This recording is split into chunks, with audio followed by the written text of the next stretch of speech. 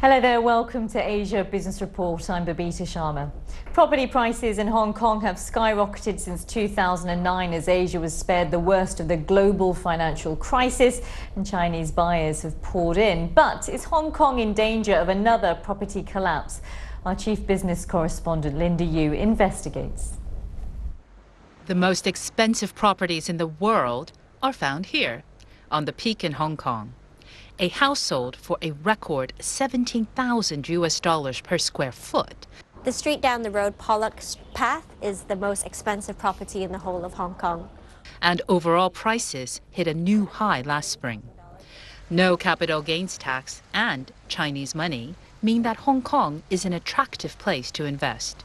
To deter speculation, foreigners now have to pay a tax equal to a quarter of the purchase price. The transaction costs involved in purchasing a property have become so high that it's made Hong Kong a less attractive place to speculate and invest. Also, the Fed is trimming its cash injections, which heralds higher global interest rates and mortgage costs. It's hard not to wonder, is there a bubble? House prices are estimated to be overvalued by 30 to 40%. That's one of the most overvalued markets in the world. When the last bubble burst in 1997 during the Asian financial crisis, house prices fell by 60% and continued to decline for 6 years. The trouble with bubbly markets is that once interest rates rise, so does the risk of collapse. But property developers say it's different this time. In 1997, I think the interest rate was in excess of 10%. Now the interest rate is only 3%.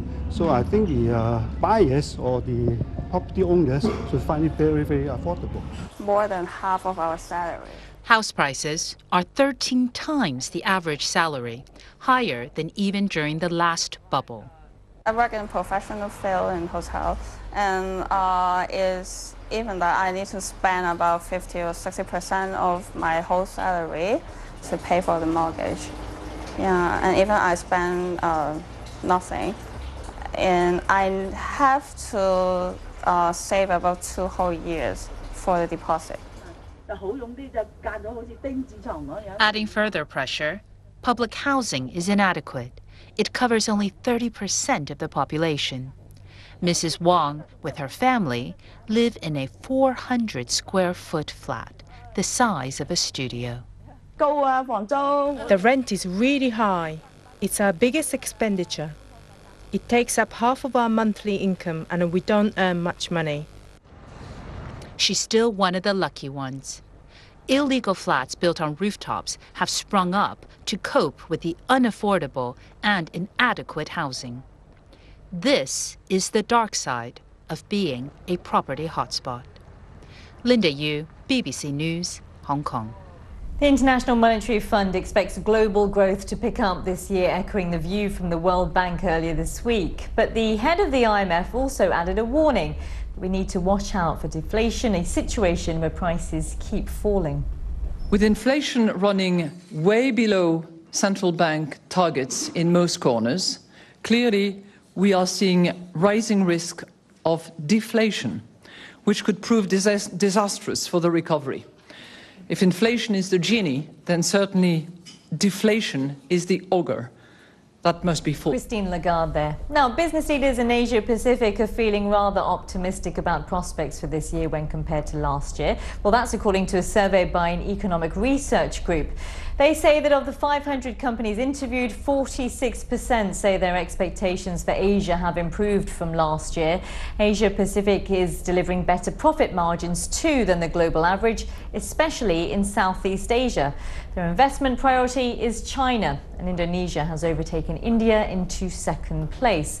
Well, earlier I spoke with the author of the report, Justin Wood, and asked him to explain the findings. If you look at 2013, it was a bit of a turbulent year for many companies. In China, which is, as you know, one of the main engines of growth here, we had concerns around debt and government attempts to try to slow the debt build-up. And the other main global engine these days, America, obviously things happening there in terms of scaling back of the quantitative easing programs. And both of those things, I think, caused confidence to be dented and economic performance in Asia to suffer. So last year was a little bit tough. I think 2014 is looking much better, in many parts because the rich parts of the world, the developed economies of Europe, North America and Japan, really for the first time in a long time, we've got a synchronized recovery in all three places. So all Japan, Europe and North America, all growing, and the concerns that have dogged many of these places for the last few years, I think, receding. So people generally feeling much better about it. Okay, well, let's break it down a little bit more. Indonesia, as we mentioned in the introduction, has come up as the second priority for investment after China. What is driving that sentiment, do you think?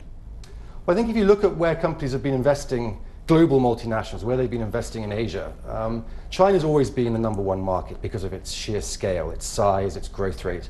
And behind China, traditionally has always come India, again, because it's got such a big population and for much of the last decade, quite high growth rates.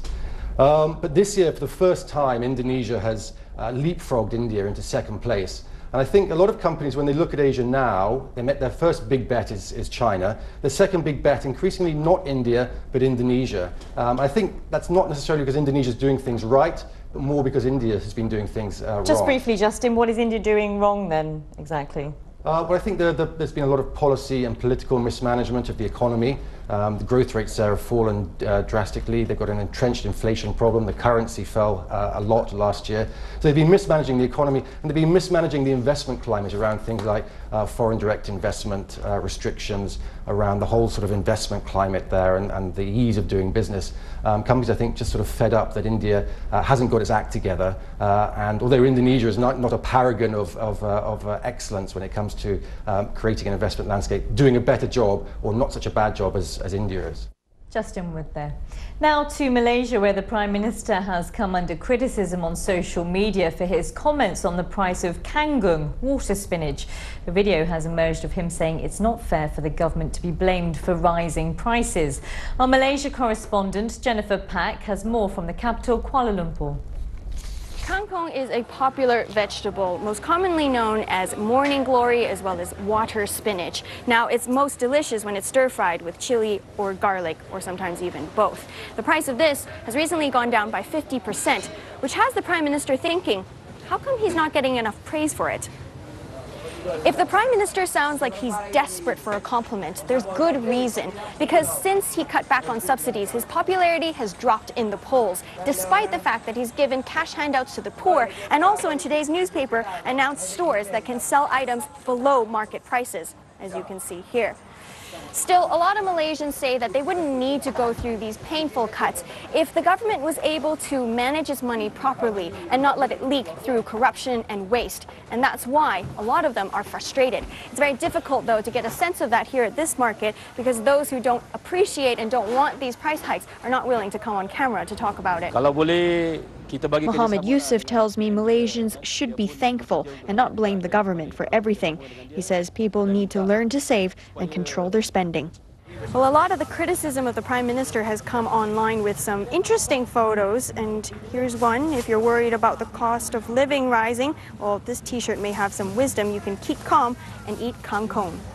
This vegetable is definitely popular and easily grown and very cheap, but it's definitely not a staple in the Malaysian diet. Malaysians just feel the Prime Minister is disconnected to their everyday lives because even here at this night market, although a lot of the products have kept their prices, there are signs that price hikes are to come.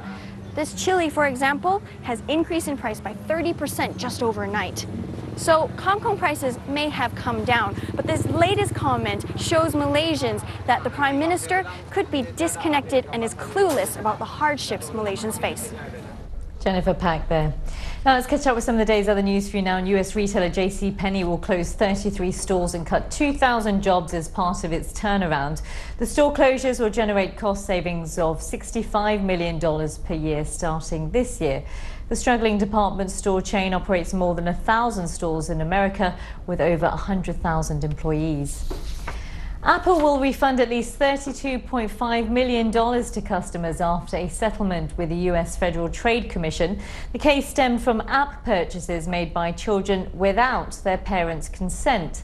Apple will also be required to change its billing procedures to make sure customers have given consent before they're charged. Asian shares trading much higher this morning. It's a good start for them. You've been watching Asia Business Report with me, Babita Sharma. Good to have you with us. See you soon.